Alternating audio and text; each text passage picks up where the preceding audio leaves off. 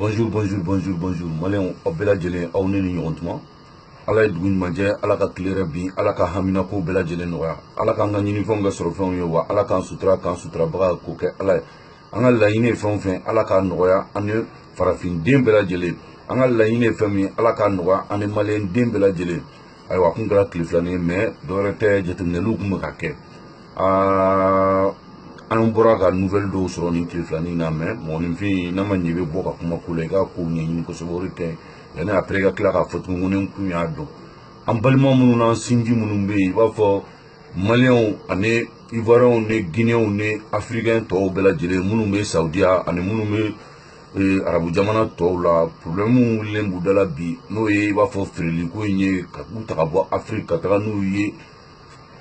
arabu jamanaw kan. Degun b'u kan ko an ko Ala ka jisuma ka a fura ye.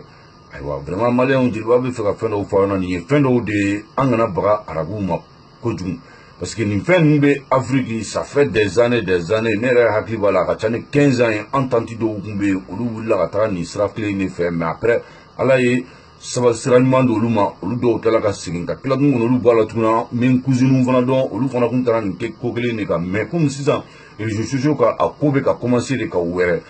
Mais donc vraiment maliyɛnw an bɛ taa ko ta a source de kɔrɔla la. N'i y'a source lajɛ jɔn kelen bɛ bɔ ne ni mɔgɔ ninnu ye ka nin escroquerie ka t'u di ni mɔgɔ ninnu ma. Jɔn de bɛ nin kɛ? Anw yɛrɛ de don, an maliyɛn damaw de don, an ivoiriyɛn damaw de don, an guinéen damaw de don. Maa minnu bɛ yen n'u kɛlen don ka t'u dogo diinɛw kɔfɛ, mɔgɔ si ka baara tɛ nin ye olu kɔ. Nin ko in bɛ sen na a mɛnna maliyɛnw, mais mun de bɛ a to nin fɛn in bɛ ban? Fɛn kelen b'a to ni nin fɛn in bɛ ban, anw yɛrɛ maliyɛn damaw fana anw fana to olu mɔgɔ sinaw fɛ. C'est pour cela que diɲɛ don o don Ala bɛ ka tiɲɛ bange maliyɛnw ni ɲɔgɔn cɛ, Ala bɛ ka tiɲɛ bange africains an ni ɲɔgɔn cɛ. Ala ye maa dɔ di anw ma n'o o tigilamɔgɔ n'a bɛ ka wuli ka nin mɔgɔ ninnu k'u dénoncer k'u démasquer ka yira maliyɛnw na vraiment ko dɔw bɛ ka kɛ bi a kan ka sira dabilali ye tentɔ la. Mais n'a fɔra bi hali bi ko maliyɛn den dɔw bɛ yen olu bɛ ka bila olu kɔ, o tigilamɔgɔ ye jɔn ye na o ye Malika ye. Mais maliyɛnw, mais pourquoi anw tɛ kɛ baarakɛla fɛ de? Munna maliyɛn tɛ baarakɛla fɛ? Munna africain tɛ baarakɛla fɛ? A tɛ k'a tigilamɔgɔ fa neni, a tɛ k'a tigilamɔgɔ ba neni, f'a bɛ a tigilamɔgɔ bɛ ka degun de ta k'a se a mɔgɔninfinɲɔgɔnw ma, a farafinɲɔgɔnw ma. Ni mɔgɔ sɔrɔla mun bɛ ka o degun ta ka bɔ o farafinɲɔgɔnw kan, maliyɛnw, n'anw ma jɛ k'o tigilamɔgɔw encourager, anw kan k'o lagosi wa? Anw kan k'o lagosi wa? E sigilen bɛ kɛrɛfɛ, e tɛna se ka foyi den kelen kɛ nin mɔgɔ ninnu ye, foyi den kelen. Mais Ala ye mɔgɔ di ka kumada da o tigilamɔgɔ ma, o bɛ bɔla k'a fɔ o tigilamɔgɔ ninnu k'u lagosi n'o ye. E ko ko o man ɲi. Zon la fasabaga, zon ma wusa n'o ye. Maliyɛnw, fɛn dɔw bɛ yen an kana yɔrɔ lajɛ quoi, an ka taa tafa source kɔrɔ. Mɔgɔ minnu bɛ nin na Mali la bɛɛ b'u dɔn. Ne mɔgɔ sɔrɔla mun bɛ ka commencer k'o lagosi n'o ye. Anw yɛrɛ maliyɛnw bɛ ka tila tuguni ka bila o kɔ. Ou bien mɔgɔ sɔrɔla Côte d'Ivoire a bɛ ka commencer k'u lagosi. Aw yɛrɛ mɔgɔ ma sɔrɔ tuguni fo mɔgɔ wɛrɛ ma sɔrɔ k'o tigilamɔgɔ dépassé ta fo k'o lagosi. Mais maliyɛnw ne ko o tuma na an bɛ taa an ko min ka taa an ja min? Maliyɛnw aw k'o fɔ ni jeliba ye. C'est pour cela a bɛ se yɔrɔ dɔ la i yɛrɛ b'a kow ta k'u jateminɛ quoi, i bɛna a ye quoi. C'est que farafin ka liti quoi, a kɛlen don éclairderie ani yɛlɛbugu de ye quoi. Bi Facebook sanfɛla lajɛ bi. Jamana ko, jamana défensili tali, o kɛlen don dɔw bolo silimani bɔ ye.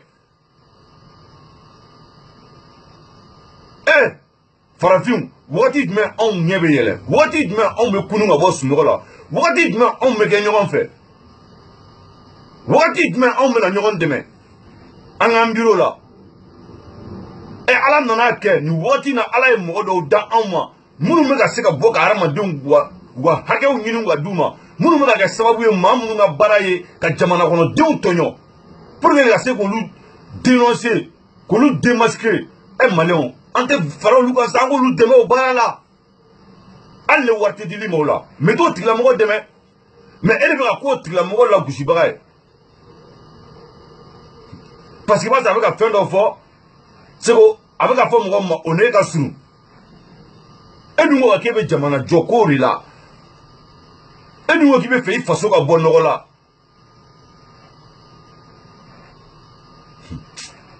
Ah non, sisan maliyɛn kɛlen don ligne 14 de. abe bula erema mota kondi e aw ko beka betoy me betoy sisa mamunu be shweli la mamunu be ka jamana kono de tonyo mamunu te ka mo ga hage oduma olu no dabla chogodi c'est vrai beka betoy mais ne betoy barar bina ke chogodi donc anga zonto ka shweli ge munu me ka mo ni fi tonyo ngolu to ka mo tonyo aw bego ka o islamé hein e ko islamé ne ko islamé mais to jone bina se ka jon waju pour que hine ka digi atigila mo dizukuna malien te baragela fait mun ga di malien dro mambe bodro hein ka jamana na folo ta ka sagoy mambe bodro ka jamana ka sagoy mambe bodro ka fantan tonyo mambe bolodro fantan jelila ore kadi malien qu'est-ce que de ma karsaya imani mobili nyabula imani bazin yala hein e malien antanya ele farafi wanga nyele amana wulam ta baga mugoma mo men koyi sursila afir betu do malika la ka barka do ila malika ne e ga bara indola hein sin la rakiti bi ne farafiunche malika ni iga viroka indabla kani mo kuntan ku ulle buli dabla malika wallahi sin kitiba inanche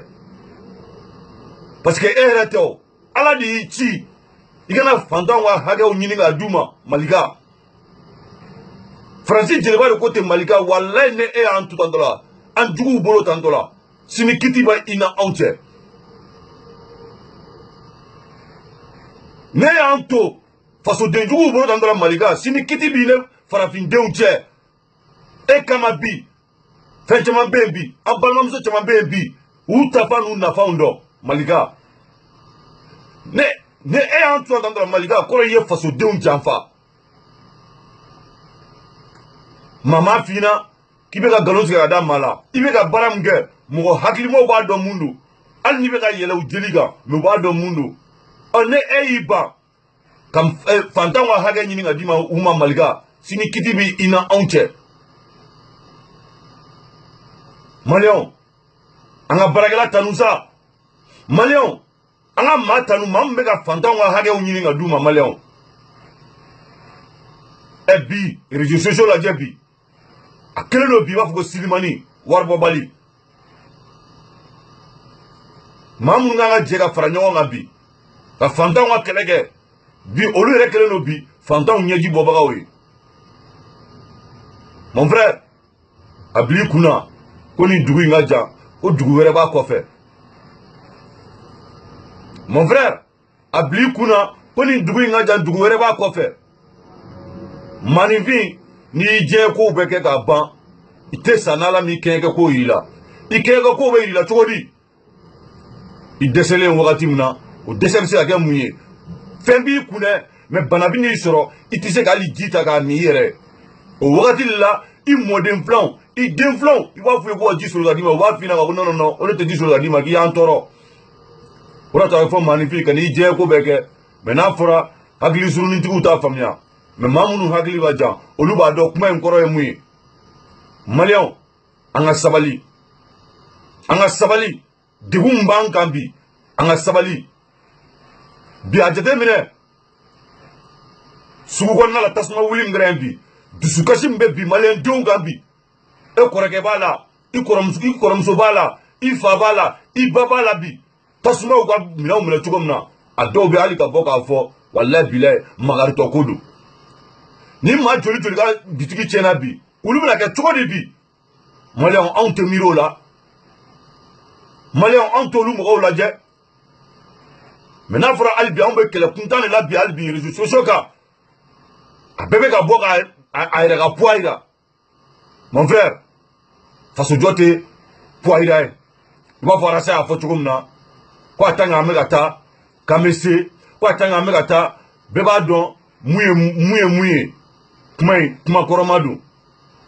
Wa tanga me kata kambese kuma koroma du malion angana ke dro ko kuma be ka fo kamba ke do lameli ka yele ko karta e tien fa la kuma ko nyini donc ngame do ke am balima munumbe guinéen unye ame do ke ivoirien unye anga foli blebele babe ivoirien unye ivoirien conscient guinéen conscient malien conscient consciencité mo mununa on no tisse ka mouvement ko donc kwala ka bela jelen sutra moni be ingani ay munye ira de ba don ala ki ngani ala ka sigi rema ne nyumando ala ka sigi ma ne jugumando ala ka sigi ma donc malien nous dit va biso mala na vilo kungurune ka bo ka do ke dusukasi mbebi farafinga ala ka jisma ka afroy ivoirien munumbe nube arabu jamana la ne dekumbu ka ala ka lafia duma malien munumbe ala ka lafia duma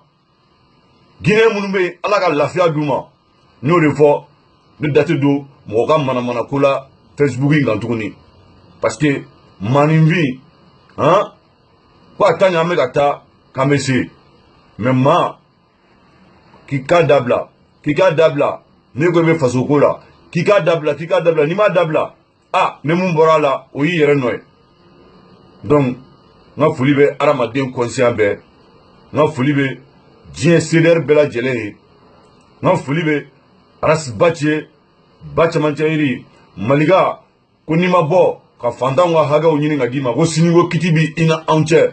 aga viro ina se maliga ma ko francis jeliba ko tentola nga fuli be aramaden conscient bela jele kala fils iga fuli belebele ba be an kambe nyogombolo ko fembe ko fo janfa ne bolo malijo amaseni bela jelema donc malion ni ngi jilba ka biso mala na viro kunguruni ko donc kambe wakati na tawla